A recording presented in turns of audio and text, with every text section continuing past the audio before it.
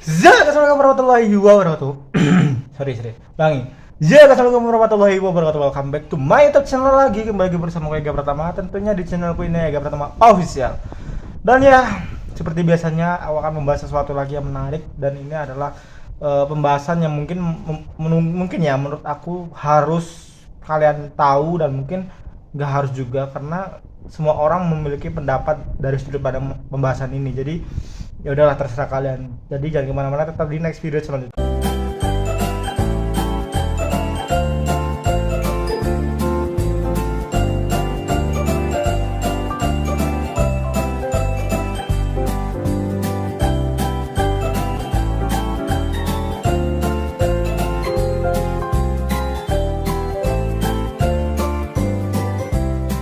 Halo guys, jumpa lagi bersama aku. Dan ya seperti biasanya sebelum kita masuk inti videonya, aku ingin nyapa dulu ke kalian. Bagaimana kabar kalian? Semoga sehat selalu, semoga panjang umur dan semoga murah rezeki.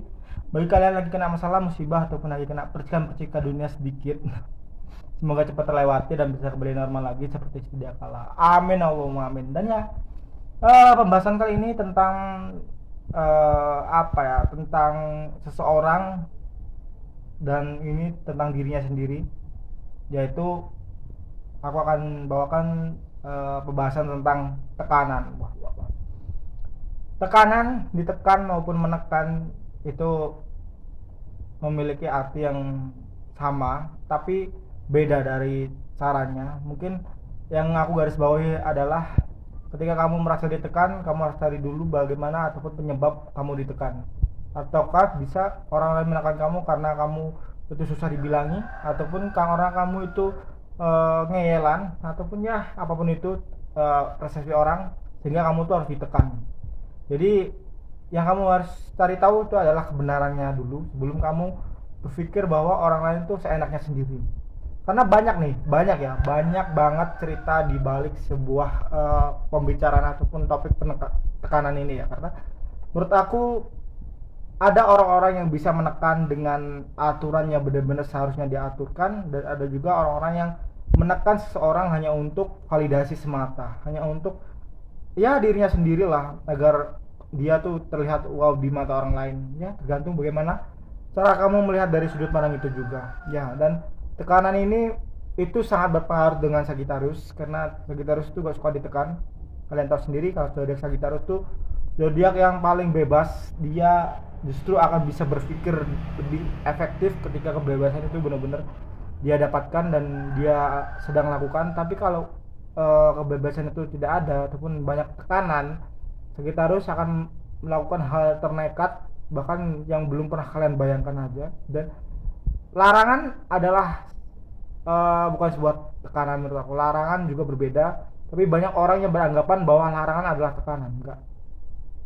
Larangan adalah suatu perintah, yang dimana perintah itu harusnya tidak bisa dilanggar, tapi ada juga larangan-larangan yang harus kita langgar. Karena menurut aku larangan-larangan di dunia ini masih apa ya, masih belum kuat banget, kecuali larangan agama.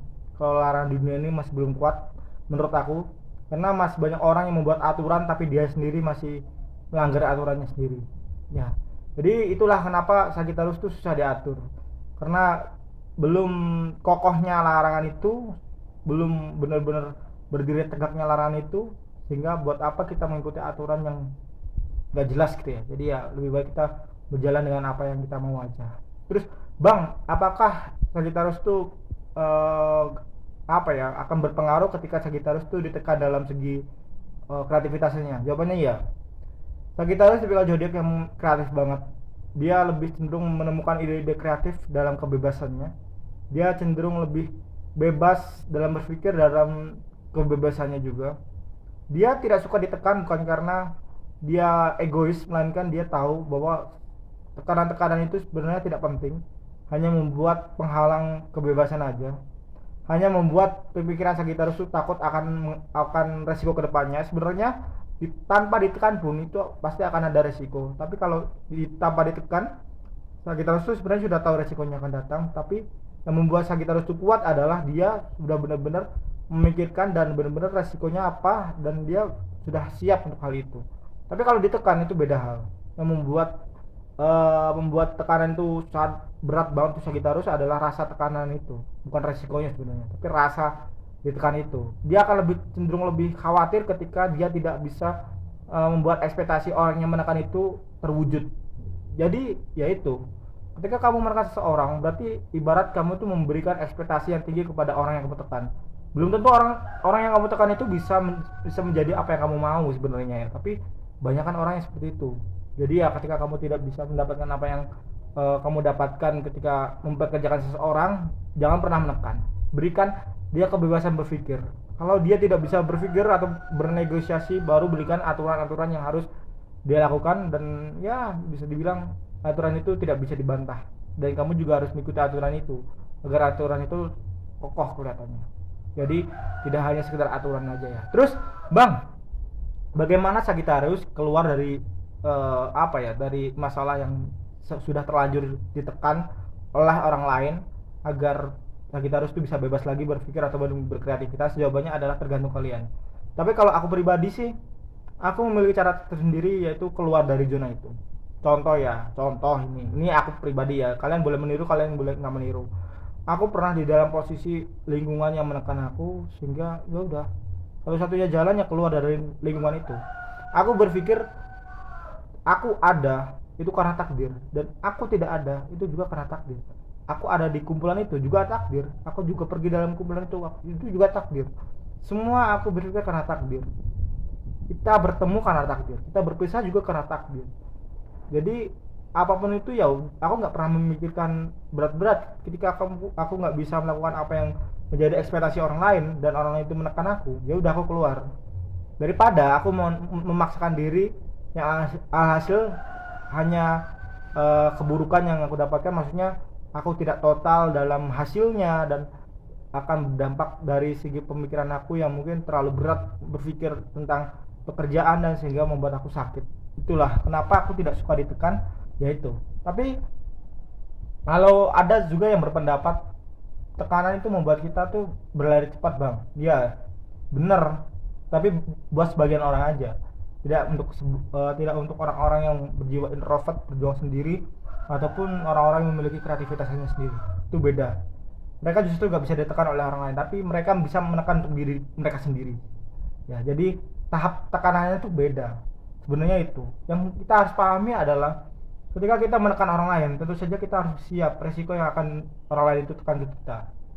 Maksudnya aku menekan orang itu agar melakukan tugas ini cepat, 1 jam lah contohnya, dan aku juga harus siap ditekan oleh orang itu yang aku beri kasih tugas. Tekanannya berupa apa? Hasilnya berupa apa? Hasil. Jadi nggak semua tekanan itu menjadikan hasil yang baik, enggak. Semua pasti akan ada hasil buruknya, dan kita harus siap dengan hasil buruknya itu. Sebagai penekan pun kita harus siap dengan hasil yang kita tekan sendiri sebenarnya. Tapi banyak orang yang belum siap, mereka lebih cenderung marah-marah, mereka lebih cenderung kamu kerja nggak becus, kamu tidak bisa diandalkan, bla bla bla bla bla bla. Padahal dirinya sendiri belum sanggup mengerjakan itu, dan belum expert. Sebenarnya belum expert, tapi dia sok-sok expert. Jadi ya sulit untuk aku bahas ketika orang-orang seperti itu ada di muka bumi ini. Yang selanjutnya tentang tekanan masalah ikatan ya. Kalau berbicara tentang ikatan, Sagittarius tidak pernah memaksakan orang lain mengakuinya sebenarnya, tapi kebanyakan kita itu lebih senang ketika hasilnya kita tunjukkan ke orang lain. Ya, saya tuh lebih gini ya, saya dulu pernah berpikir, ada yang bilang kalau nggak apa-apa ngajak lah. Ini teman aku ya, misalnya contoh aku melakukan pekerjaan yang mungkin menurut aku enak, kalau apa-apa ajak, aku ajak terus menurut dia berat gitu ya. Terus dia bilang gini ke aku tuh, apa lain kali kalau ngajak tuh kerjaan yang enak tuh. Nggak serba salah kan kalau nggak diajak ngomong, kalau diajak ngomong. Jadi setelah kejadian itu aku berpikir bahwa tidak semua peristiwa orang lain itu nyaman di diri kamu. Jadi kita memiliki takdir yang berbeda. Jadi kalau ada orang yang meminta pekerjaan ataupun ikut kerja dengan kita, pastikan orang itu ataupun diri kamu sendiri yang minta pekerjaan itu, kamu harus siap bahwa ketidakenakan di diri kamu.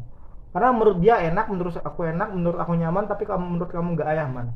Nah, jadi yang aku beritahu adalah kita memiliki takdir masing-masing, kita memiliki sudut pandang masing-masing, bahkan kita juga memiliki keinginan masing-masing. Kalau kamu ingin berjalan seirama, seharusnya kamu harus siap menerima apa yang dirasakan oleh orang yang kamu ikuti juga gitu ya. Jadi jangan pernah mengeluh gitu loh, kecuali orang itu melarang kamu, itu berarti orang itu tahu kamu tuh tidak akan sanggup kerja di situ. Jadi ya udahlah, kita cari jalan masing-masing. Terus ada peristiwa seseorang yang mencuri apa itu dari kelapa sawit, itu lupa bonggolnya tuh apanya itu, aku lupa. Dia terus viral di sosial media, dan ada orang yang berbicara atau berkomentar, hanya itu tidak akan membuat kamu bangkrut PT ya, karena kelapa sawit PT. Yang aku garis bawahi bukan masalah bangkrut, tapi masalah kebiasaan. Kalau kita membiasakan hal-hal yang kita seharusnya bukan milik kita paksakan menjadi milik kita, hasil jelek. Kita hidup dunia ini sekali kok, kenapa harus kita buat ribet gitu? Kalau kita bisa meminta dan memohon, kenapa kita harus bikin ribet dunia ini seolah-olah kita harus mengejarnya? Itulah membuat kita harus benar-benar belajar bagaimana kita harus harus benar-benar mampu dan siap menerima apa yang kita lakukan sih. Nah itu ya. Jadi ya itulah, dan mungkin terus sekian dulu pembahasan kali ini, semoga bisa membantu, semoga bisa menghibur, dan semoga bisa ya sedikit-sedikit memberikan jalan keluar apa yang kalian cari, meskipun tidak nyambung ya. Sakit terus pasti paham, pemikiran sakit terus pasti paham. Dia akan mencari suatu cara, tapi dia menonton hal yang berbeda dari yang dia cari, pasti paham. Oke, jadi thank you untuk kalian semua. Aku minta maaf jika ada salah kata, kalimat, perbuatan, ataupun hal-hal yang mengganggu kalian di luar sana, dan ataupun hal-hal yang membuat kalian bingung di setiap konten-konten aku. Aku minta maaf karena aku hanya bisa melakukan apa yang aku bisa. Aku hanya bisa melakukan apa yang aku tahu dan aku mengerti. Jadi aku minta maaf sebesar-besarnya. Thank you untuk kalian semua sudah like, comment, dan subscribe. Kita jumpa lagi di next video selanjutnya. Ega Pratama di sini undur diri. Assalamualaikum warahmatullahi wabarakatuh. Bye bye.